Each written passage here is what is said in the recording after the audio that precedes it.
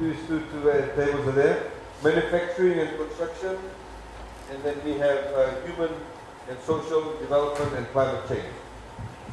I expect everybody to make some contribution at least to climate change and human development, to head together, move around the groups, and then designate somebody in your group who can come and make a submission.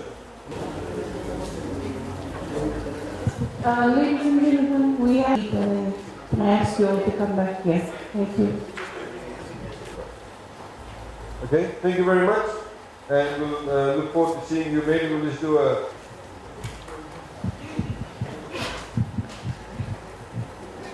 Sir, my question to you and your government is that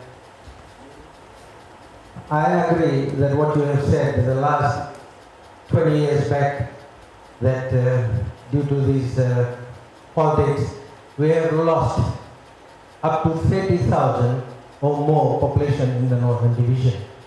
As you all agree, when you have a population, there is a growth. So how we can get them back, or at least 30 or 40,000 people in the Northern Division into the agriculture sector, like sugarcane, sheep farming, and etc.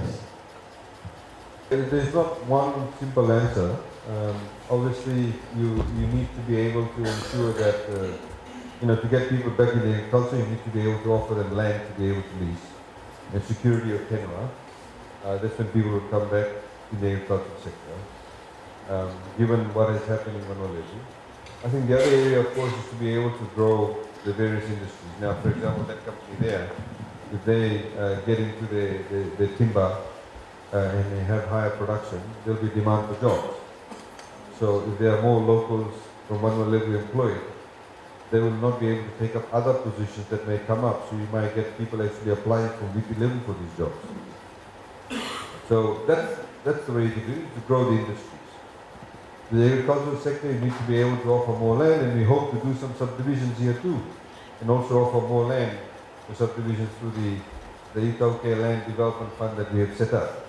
So if we're able to do that, I know one commercial site that's being developed by the Lands Department. They're doing that too. So that opens up more land, more potential for growth of industries. One can argue also that the attraction about Manolezi is that your cost base of real estate is not as high as, say, is VP level. So your starting up cost base as a business is not that high, which makes it a bit more attractive. But you need to ensure that you have the right amenities in place. So you must have a three-phase power, you must have water, and access to other amenities, and then your labor actually follows after that. So these are some of the things that we need to work upon. The other areas, of course, is that you may be able to unlock new potential by having more accessibility through transportation and roads. So there may be new industries or new areas within existing industries that have not reached their potential because they do not, for example, have the ability to have access to transportation. So number one, Raketi, we all knew that the road existed, but now it's become more attractive because it's tasi.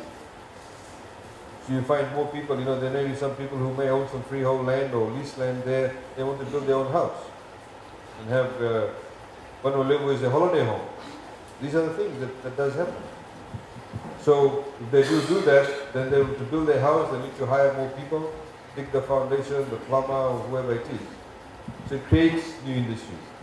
So it's a 2 or 3 pronged approach that we need to have.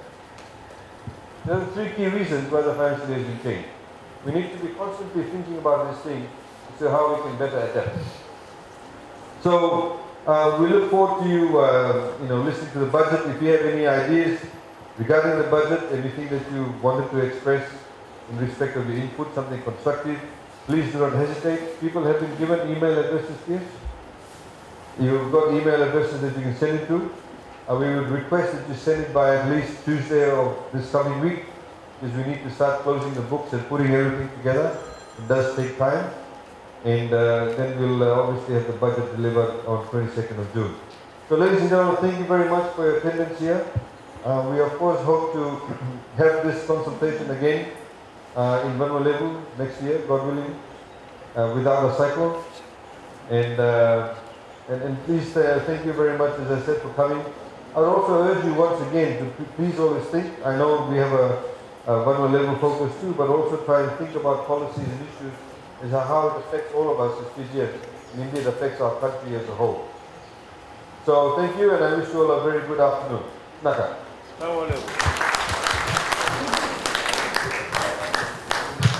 Minister of Finance, PS